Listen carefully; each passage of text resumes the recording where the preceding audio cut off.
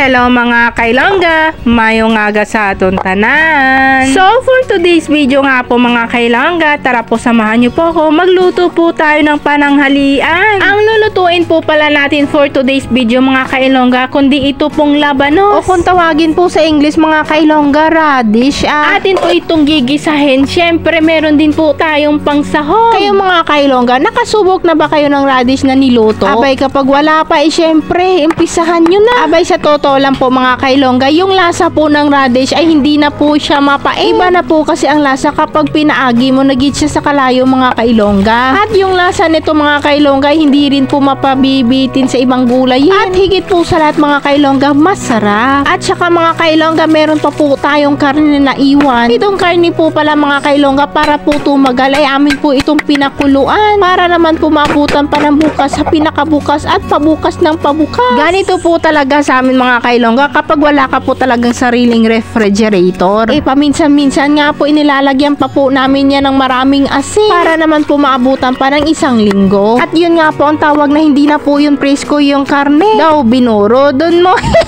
Ang purpose lang po kasi namin dyan mga kailongga, para naman po ay may pangsahog po kami sa amin pong mga gulay-gulay. Para po kahit papaano ay meron din pong kalasa-lasa po itong amin pong kinakain. At hindi naman po sa lahat ng panahon ay puro damo na nga lang yung laman ng tiyan namin. Ay syempre mga kailongga, dahil po yung katawan natin ay kailangan din po ng iba't ibang sustansya. Kahit paminsan-minsan ay para naman makatikim. At kapag ganito na po yung itsura ng karne mga kailongga, kapag lumabas na po yung pinakamantika, syempre ito na po. Atin na po itong habwaon itong mantika mga kailongga, para hindi po ito makapadugang-dugang sang oily. Dahil kapag sobra pong mantika ay nagkukos din po ng makolesterol. At syempre atin na po itong gisahin po ang ating mga lamas. Tulad nga po nitong bawang, sibuyas, kamatis at saka luya. Maglalagay rin po tayo ng kaunting tuyo at saka tubig. Magdagdag na rin po tayo ng iba't ibang klase po ng pampalasa. At pagkakulo-kulo nga lang, ilagay na rin po natin itong labanos. At syempre mga kailongga, half cook lang po ang pagluto nito. Nakadepende na rin po sa inyo kung i-whole cook nyo po.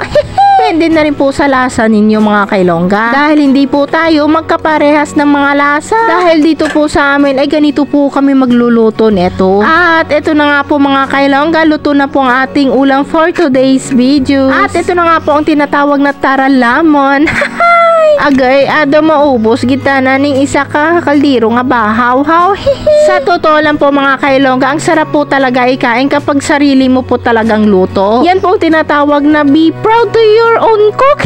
Ay upo, dahil kahit ano po pong lasa yan mga kailongga, basta't ikaw nagluto, syempre masarap. Siguro nga po maliban na rin po doon sa mga maaarte. At syempre doon din po sa mga hindi kumakain ng mga ganito. Ako mga kailongga, pina-proud ko po talaga na ako po'y kumakain ng mga gulay. Proud na proud po ako dahil ipinanganak po akong mahirap. At hindi ko po ipinagkakahiyan na ako po'y mahirap. At bakit nga po mga kailongga? Dahil po sa kahirapan natuto po tayo. Kumbaga po mga kailongga, natuto po tayong kumain na hindi mo kailangang pumili nito. Kahit ano na nga lang po meron dyan sa paligid, ipinagpapasalamatan na lang po namin. Kung ikaw po ay marunong makontento, syempre busog ka po. At hanggang dito na nga lang po muna ang ating video mga kailongga. Salamat sa inyong panonood.